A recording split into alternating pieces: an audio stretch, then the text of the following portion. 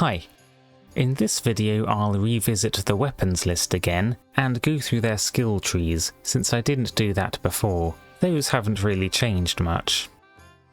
There's small weapons, low in damage but fast and light, best for stealth and personal defense in a pinch.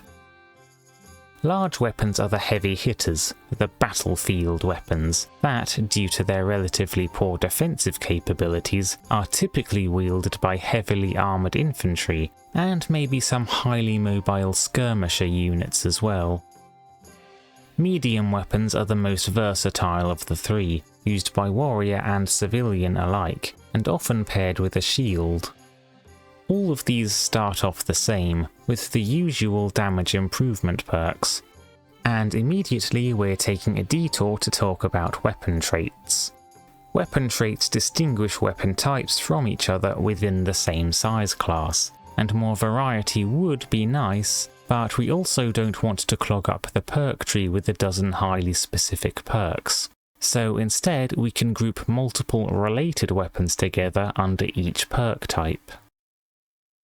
Bleed effects already vary slightly based on material, but the game doesn't give you this information, and they forgot to give Dragonbone axes a bleed effect when those were added to the game. Anyway, for a cleaner weapon list, I've shifted some stuff around since last time.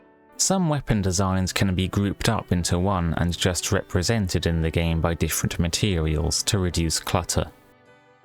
I've put Flamberge blades into the bleed category. These could be rare or unique variants, along with Akaviri weapons. To prevent bleed weapons from being outnumbered, we can also have double-bitted axe variants that hit a little harder but also swing a little slower. Axes only have one damage type available to them, and given that many of Skyrim's enemies are either undead or automatons that are immune to bleeding, that means these weapons have fewer situations in which they're ideal. So to balance this out, the axe traits should be buffed to make them really powerful, especially against living things. The smaller weapons' bleed effects should have a shorter duration, because they give lighter cuts, and are easier to stack with a faster hit rate, whereas the larger, slower weapons would have a longer bleed effect, resulting in fewer but more devastating blows. Bleed damage should also have a greater degree of scaling throughout the game. Put together, these create a table of initial values. Bleed specialization could then increase both the damage and the duration by a consistent amount per perk. While polearm type weapons would be used to deal a far-reaching thrust with their alternative attacks, something unique to the other axes, instead of doing damage, their alternative attacks could be a sort of hooking motion, pulling at an enemy's shield to open them up for an attack. Axes could also deal extra damage to shield durability, reducing the effectiveness of blocks. Currently, only a shield's base rating contributes towards blocked damage, so to make up for shields no longer adding to armor rating, and adding back a reason to temper them, this calculation could be changed to use the shield's total rating. Wow, shield ratings really don't make that much of a difference, huh? This would be easy to change by just fiddling around with a couple of numbers, giving this piece of equipment a more noticeable progression. Now, most shields can already reach the block cap against regular attacks, but this extra smithing boost would provide an alternative to magic and potions for reaching the block cap against power attacks, because blocking is only 2/3 as effective against those. Critical hit perks are for blades, refined weapons requiring finesse, more for the upper classes, who can afford both the weapon and the schooling. Straight blades are well-rounded, providing equal bonus to critical hit chance and damage. Thrusting blades provide a larger bonus to critical hit damage, simulating a puncture wound to a vital spot, or finding a chink in the opponent's armor. These are best suited to strategies that give guaranteed critical hits, such as parrying, sprint attacks, or stealth attacks. I've already said about swords using cuts for their main attack, and thrusts for their alt attack, but for thrusting weapons these would be the other way around. Curved blades do the opposite, giving more consistent critical hits but no extra bonus to damage. Swordsman perks would then improve on both of these qualities. For these to be useful, they should use the weapon's current damage rather than its base damage, and have a larger multiplier. Blunt weapons have a surprising number of options open to them. Maces ignore some armor from the outset, using their weight, centralized in one place, to smash into a point on the enemy. Clubs distribute their impact more evenly, not ignoring armor to begin with, but instead fatiguing the enemy by some amount. Clubs and maces don't really have much in the way of alternative attacks, perhaps a thrusting motion that does no damage but can shove an enemy away. Stop! Hammer time! Hammers go in the other direction, concentrating their mass further. Just as axes deal extra damage to shield durability, hammers, rather than just ignoring armor, can actively reduce armor durability with every swing, by smashing or puncturing it, causing the enemy to take increasing amounts of damage both from the hammer user themselves and from any allies. Clubs and maces can have regular versions and spiked ones that split the damage between blunt and pierce types, and bladed clubs or flanged maces could split the damage between blunt and cut types. Hammers can flip around and hit the enemy with the pointy end as their alternative attack, having access to both pure damage types at once. An idea for a rare or unique weapon, the flail's base trait is that they don't suffer the consequences of being parried, and maybe they can ignore blocking weapons as well. Pretty scary. I've also tossed a maul into the mix, whose power attacks are guaranteed to blow through any block. The armor ignoring perks on these blunt weapons would be especially useful against enemies with heavy and or plate armor, such as soldiers, arthropods and automatons. Magical tools are a separate weapon type with no special perks of their own, meant to assist with channeling first and hitting things second.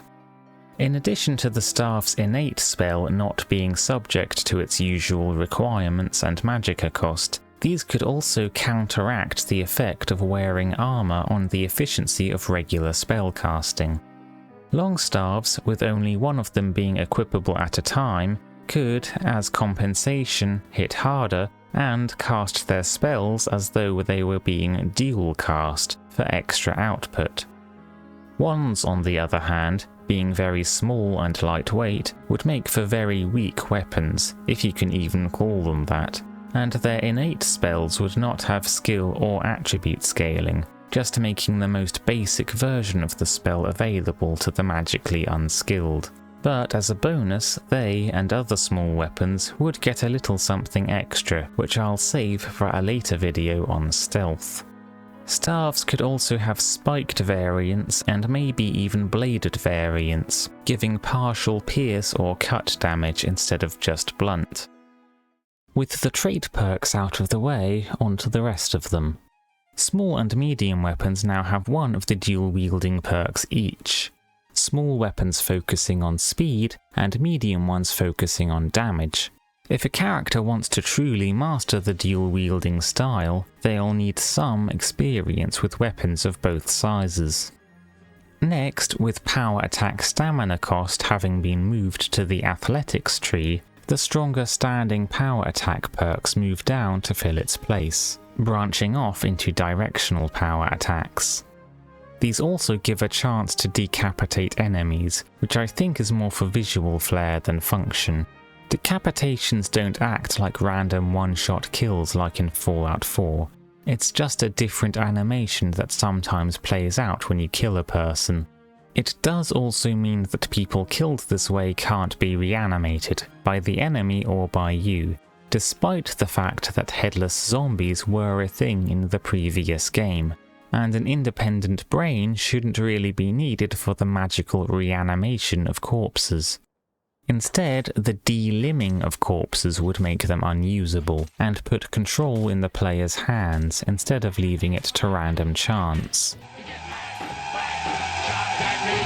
At the moment, only large weapons have a sideways power attack upgrade, that being a sweep that hits multiple targets.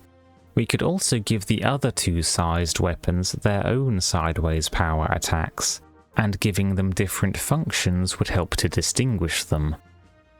Medium weapons have Serpentine Strike, which is a feint or false attack from one side, followed by a swift strike to the other to bypass an enemy's block. And small weapons have Sheltered Strike, which attacks with one hand's weapon while at the same time blocking with the others, which would usually be a shield. Note how dual wielders could gain both functions to expand their toolkit. Upgrades for the forwards power attack are currently absent entirely from all skill trees, so we'll add one that allows the user to strike twice instead of once while advancing. There's also the sprinting power attacks that allow for faster movement and deal one strong critical blow but are harder to hit with. Modifications to the critical hit multiplier would cause this attack to be stronger than the double hit power attack. And the backwards power attacks in these games have a chance to paralyze. I guess the reasoning is that if you're going backwards, that means you're on the defensive, and a master martial artist would be able to strike a nerve or something, stunning their attacker. With effects like these, there can be the issue of randomness. If the effect was guaranteed, this attack would be a more reliable tool in the player's kit, but to keep it balanced, there would need to be some cooldown before it can proc again. This would also remove any incentive to spam the attack until a successful paralysis is gotten. Lastly, where the one-handed weapons get extra perks for dual wielding, the large weapons can also get one extra perk for the big boys, which allows two-handed weapons to be wielded with one hand, allowing the Dragonborn to become a true monster of the battlefield. We can also change the shape of these trees slightly to allow the player more choice in which moves they pick up. Before we finish for today, let's bring up those attributes again. Strength could be used to give a bonus to the damage dealt by power attacks using some modifier, something like plus 1% extra damage per point. Speed, as well as affecting all forms of movement speed, could be used to give a small bonus to weapon swing speed, opening that option up to more characters, but also stacking with the dual wielding attack speed perks. And luck, in addition to giving random critical hits, could also affect the damage multiplier of all critical hits, again giving 1% extra damage per point of luck. So that's some more things checked off the list. Next up, I'll be discussing an alternative perk system, finishing off smithing, and maybe even covering jobs. And if you're watching these in release order, I'll also have to revisit speech and a couple of other minor things. So that's it for now. I'll see you in the next one.